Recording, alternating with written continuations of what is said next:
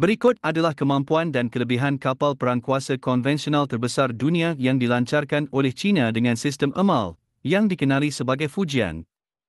Pelancaran dan pendaratan pesawat. Fujian menggunakan sistem pelancaran pesawat bantuan pelontar dan pendaratan menggunakan penghalang. Ia juga merupakan kapal kedua di dunia yang menggunakan sistem pelancar pesawat elektromagnet. Reka bentuk dan saiz. Fujian mempunyai panjang 300 meter dan lebar 76 meter, dengan berat sekitar 80,000 tan. Ia dianggap sebagai supercarrier kerana kemampuannya membawa lebih banyak pesawat berbanding kapal pengangkut sebelumnya seperti Liaoning dan Shandong. Jenis pesawat. Kapal ini mampu membawa pelbagai jenis pesawat termasuk pesawat tempur J-35 dan J-15T, serta pesawat amaran dan kawalan KJ-600. Dengan 3 pelancar amal, pelbagai jenis pesawat boleh dilancarkan dengan lebih selamat berbanding sistem pelancar steam. Fleksibiliti operasi. Sistem amal memberikan fleksibiliti operasi yang lebih tinggi, membolehkan pelancaran pesawat yang lebih berat dengan muatan bahan api penuh. Ini termasuk KJ-600, pesawat amaran dini dan kawalan udara.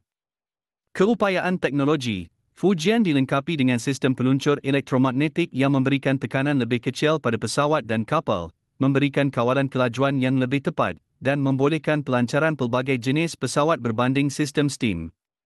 Sistem AMALS meningkatkan kadar sorti dengan ketara, sehingga lebih 200 sorti sehari dalam keadaan surge. Sistem pertahanan. Fujian dilengkapi dengan sistem penangkapan pesawat maju, HQ-10, Chius Type 1130, peperangan elektronik, dan decoy sebagai pertahanan berlapis.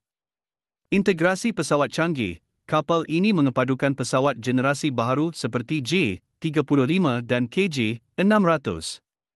J-35 mempunyai radius tempur melebihi 1,000 km dan mampu membawa peluru berpandu PL-15 serta peluru berpandu anti-kapal. Kebolehan operasi jarak jauh.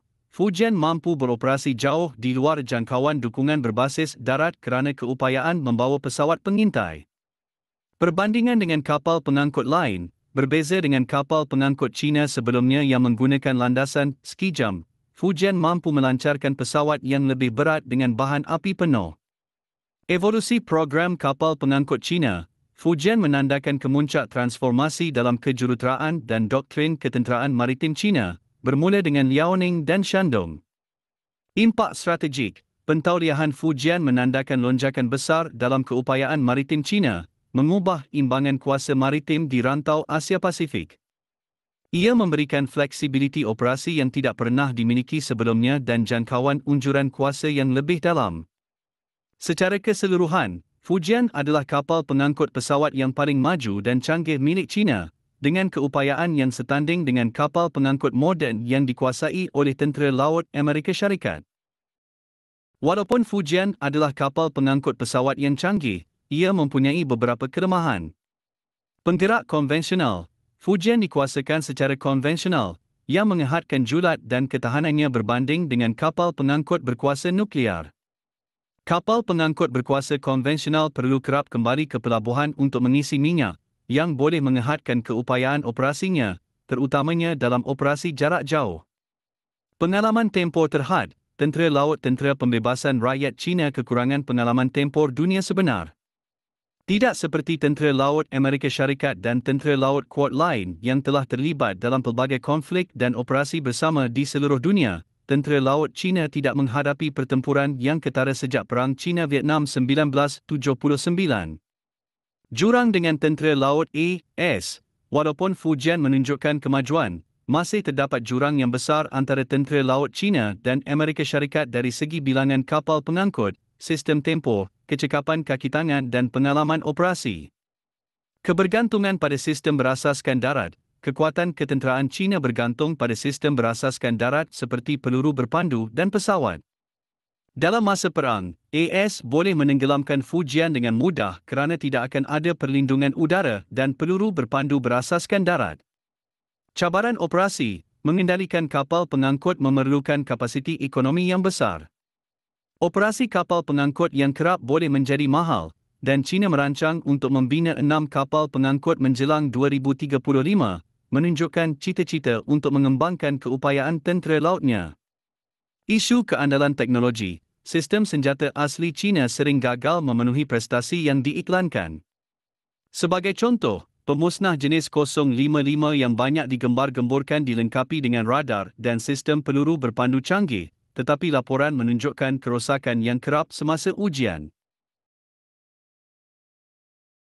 Berikut adalah beberapa perincian tambahan mengenai kelemahan Fujian.